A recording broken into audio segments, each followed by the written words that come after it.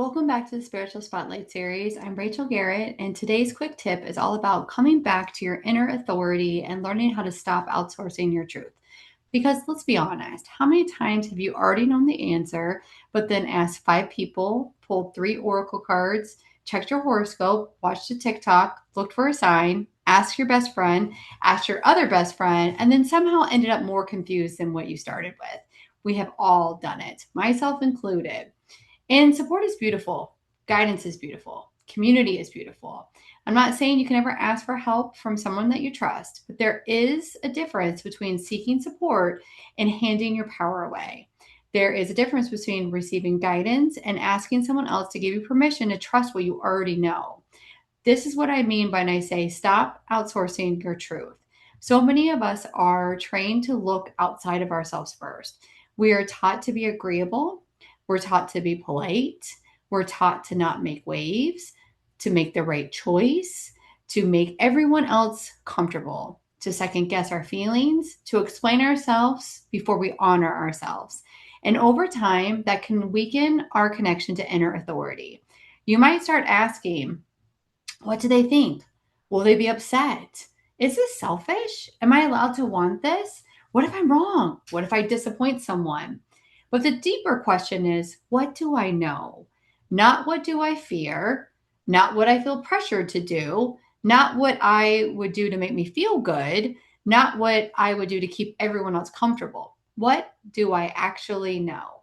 Your inner authority is part of you that you can feel truth before everyone else votes on that. It may come through your body, it may come through your energy, it may come through a quiet inner knowing. It may come through the repeated feeling of, this is not for me, or this is where I'm being called. Your truth does not always arrive loudly. Sometimes it can be simple, a quiet yes, a quiet no, a feeling of relief, a sense of expansion, a little pull in your heart, a repeated knowing that comes back no matter how many times you try talking yourself out of it. But when we're used to outsourcing our truth, we ignore the quiet knowing until it becomes impossible to avoid. What we wait until we're exhausted. We wait until resentment builds. We wait until our body is screaming.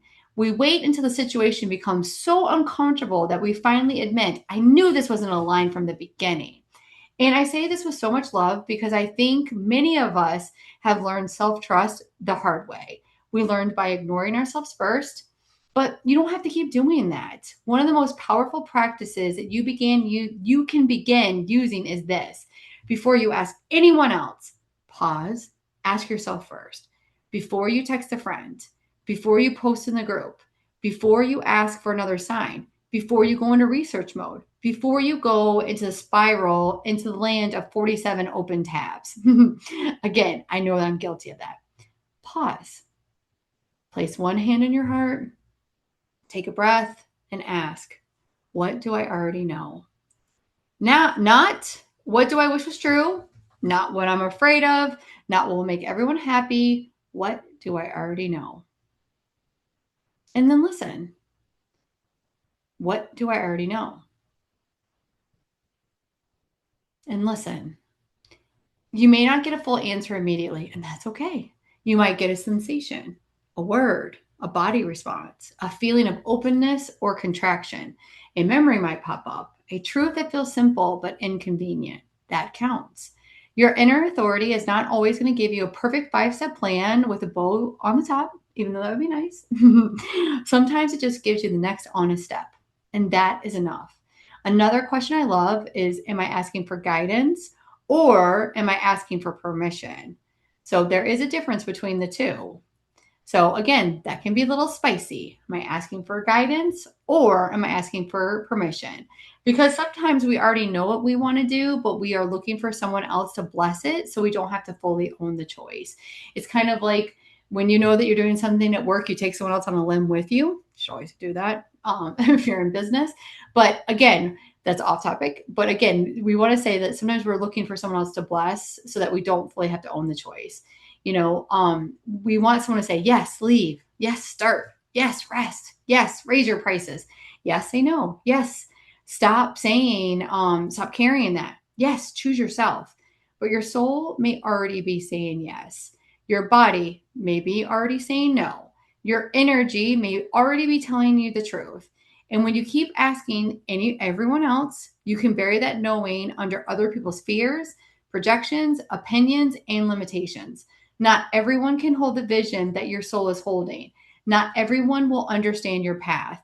Not everyone has earned access to your decision making process. That does not make them bad. It just means they may not have authority on your life. You are. So, again, today's quick tip is before you outsource your truth, come home to yourself. Ask yourself, what do I already know? What does my body feel? What feels expansive? What feels heavy? What answer keeps returning when I get quiet? And then let your own knowing matter. You can still receive support. You can still ask trusted people. You can still work with spiritual tools, intuitive guidance, and in the Akashic Records or whatever floats your fancy. But let those things support your inner authority, not replace it.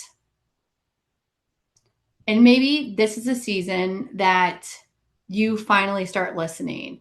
The goal is to remember that your soul has been speaking to you all along. And remember, healing does not have to be heavy. Sometimes healing begins with one brave moment of saying, I know what I want, and I'm allowed to trust myself. Thank you so much for the Spiritual Spotlight Quick Tip, and I'll see you next Friday.